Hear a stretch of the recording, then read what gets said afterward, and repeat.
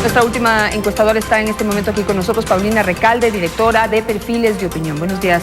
Paulina, le pido que por cuestiones de tiempo vayamos al grano. Empecemos, por favor, con la decisión de voto.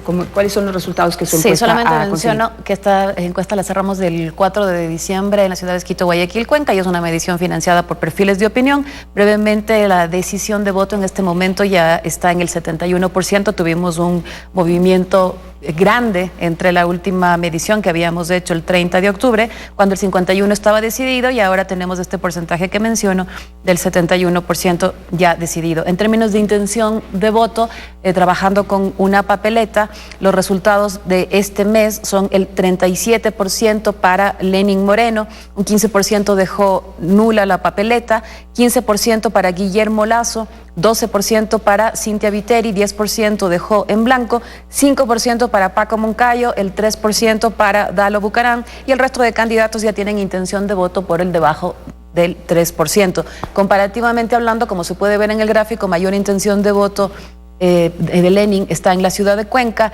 En el caso de Cintia y Guillermo Lasso, su mayor intención de voto está en la ciudad de Guayaquil, y en el caso de Paco Moncayo, la mayor intención de voto la tiene comparativamente hablando en la ciudad de Quito. En el gráfico comparativo, aquí hay un resultado que coincide con las dos encuestas anteriores que, como dijimos, no se pueden comparar, pero hay coincidencias. Y, por ejemplo, el candidato Lenín Moreno, en el caso de su encuesta, se ve mucho más claramente una tendencia a la baja que seguramente debe estar tomándolo en cuenta para poder hacer giros en su campaña.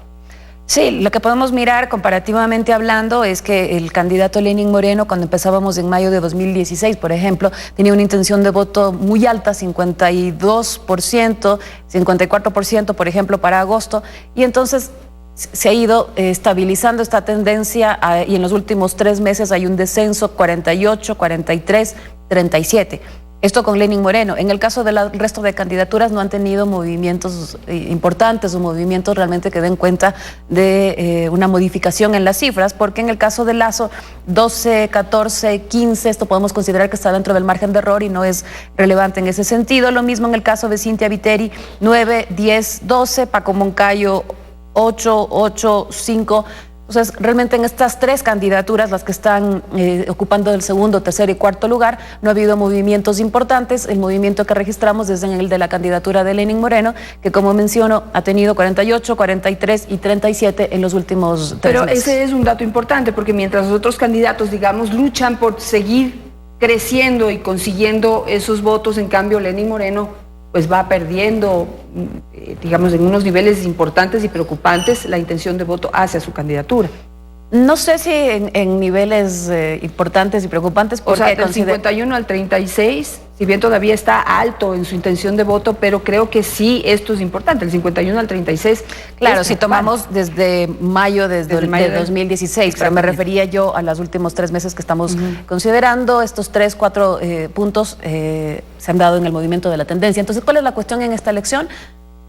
Digamos que el candidato que lleva en primer lugar durante un tiempo sostenido, mantenerse en alrededor del 40%, supongo que desde el oficialismo esa es la intención, y en el caso de los candidatos que se ubican hacia la oposición, ¿cómo lograr salir de esta franja en la que se están ubicando estos 3, entre el 5% refiriéndome a Paco Moncayo y el 15% refiriéndome a Guillermo Lasso, para poder forzar que haya efectivamente una segunda vuelta? Ahora, un dato importante aquí que quisiera conocer su análisis. Si bien Lenín Moreno ha ido perdiendo digamos, intención de voto, pero esos votos no se han endosado a los otros candidatos. Ese grupo de personas que ha dejado, que ya no quiere votar por Lenín Moreno, ¿en dónde está? Esa es la cuestión, y por eso es que es importante analizar esta distancia, esta brecha que yo he mencionado hace un momento. El candidato que está arriba, sí, ha tenido una modificación, pero los que están disputando el segundo lugar, realmente se ve que no hay un despunte de ninguno de ellos en este momento. Por lo tanto, incluso aquellos que en este momento estamos analizando como indecisos, la pregunta es, ¿qué es lo que no hace que se inclinen por los candidatos de oposición de manera que puedan tener un porcentaje más alto, que haga presión al candidato que se ubica en primer lugar, como para forzar esto que me dijo hace un momento, la segunda vuelta, que es la cuestión fundamental? Que Lenín Moreno se mantenga en el porcentaje en el que está, podría ser rentable para el oficialismo.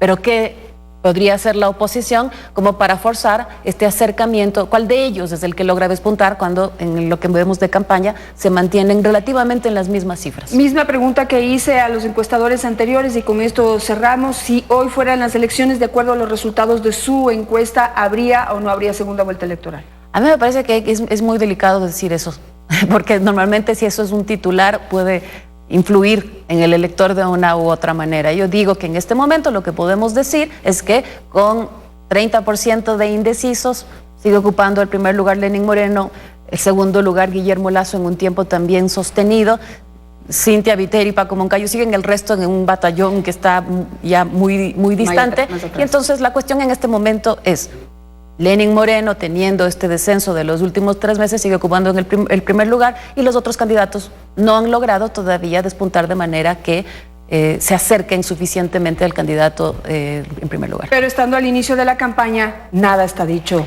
No, por supuesto que no. Nada está dicho, porque hay un 30% de indecisos en este momento y 2 largos meses todavía de campaña. Paulina Recalde, muchísimas gracias por estar esta mañana con nosotros.